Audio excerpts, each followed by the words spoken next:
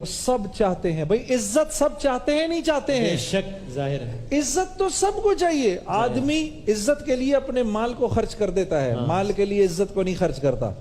इज्जत सबको चाहिए।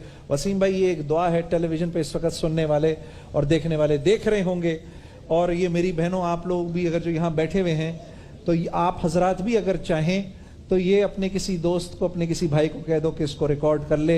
ये मसनून वजीफा है, इंतहाई ताकतवर दुआ है। ला इलाहा इल्लल अज़ीमुल हलीम। ये देखो पीछे चल रहा है, अगर इसको चाहो तो इसको याद कर लो या इसकी तस्वीर उतार लो, ठीक है।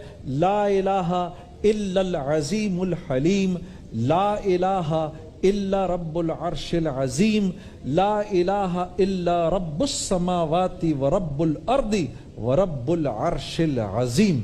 अब आपने वसीम देखें कि इसके इस दुआ के अंदर हमने मुसलसल अल्लाह की तारीफ कर रहे हैं। अल्लाह के सिवा कोई माबूद बरहक नहीं, वो अजमत वाला और बुर्दबार है। अल्लाह के सिवा कोई माबूद बरहक नहीं, वो अर्श अजीम का रब है।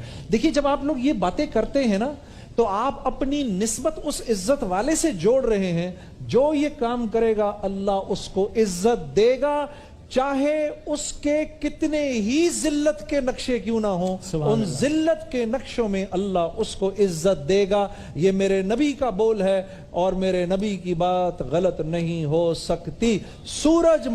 सूरज मशरिक के बजाय मगरिब से निकल सकता है, लेकिन मेरे नबी की बात हमेशा बरहक है, वो गलत नहीं हो सकती। ये एक दफा ये पढ़ा जाए, मतलब जी वसीम, इसको तवातुर के साथ बार बार जितना पढ़ा जाए, नमाज के बाद एक दफा। ओके, ठीक। नमाज दिन में एक दफा पढ़ लें, एक दफा दिन में पढ़ लें। ये वो दुआएं हैं जो पढ़ने के बाद आपने अल्लाह से कहना है, मेरे रब, ये तेरे नबी की बात हमने सुनी, ऐ मेरे रब, इसमें मुझको इज्जत अता फरमा।